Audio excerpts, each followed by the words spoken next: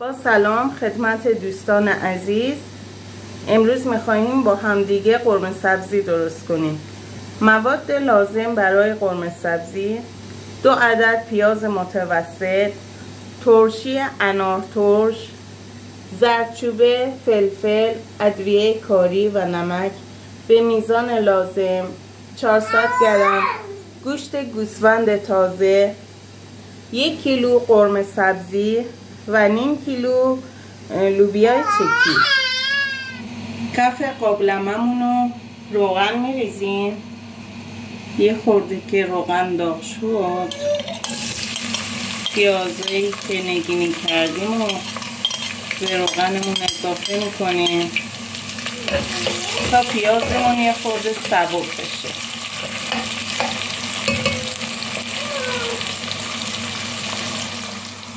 زمانی که پیازای ما سبک شد و یه خورده رنگ انداخت،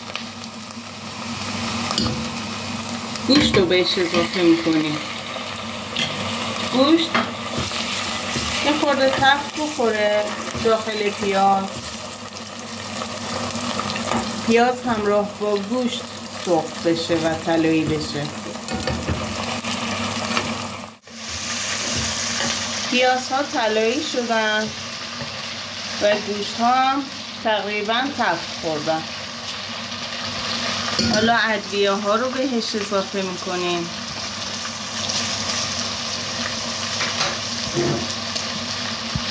قرمه سبزی هم بهش اضافه میکنیم.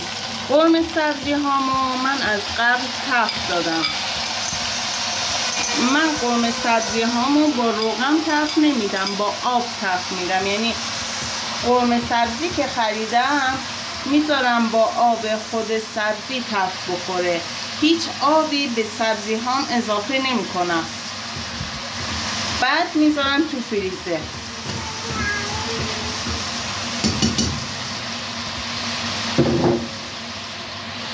حالا لوبیا چتیمو بهش اضافه میکنم. بعضیا به جای لوبیا چتی لوبیا قرمز میریزم، اما من لوبیا چتی میریزم. خب بستگی به ذائقه آدما داره. وقتی تمام موادمو که ریختم، حالا باز دوباره میذارم با روغن تفت بخوره قرمه سبزیم و تمام موادم با روغن دوباره تفت بخوره. حدود 2 ساعت میذارم با روغن و با تمام مواد تفت بخوره. یه لیوان آب بهش اضافه میکنم. هر 10 دقیقه یک بار میام به خورشتم سر میزنم که ببینم تفت خورده یا نه. آب بهش اضافه میکنم.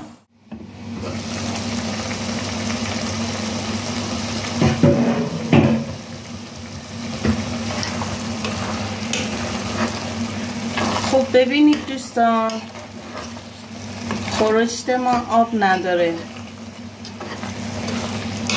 لازمه که 1 لیوان دیگه بهش آب جوش اضافه کنیم تا دوباره تفت بخوره. با روغن و با آب تفت بخوره. اگر بذاریم آبش خوش بشه، با روغن تنها تفت بخوره، سبزیمون میسوزه. سبزی هم که بسوزه خورشتمون تلخ میشه. نباید بذاریم با روغن تنها تفت بخوره. یه خورده، 1 لیوان باید بهش آب اضافه کنیم. هر 10 دقیقه یک بار باید این کار رو انجام بدیم.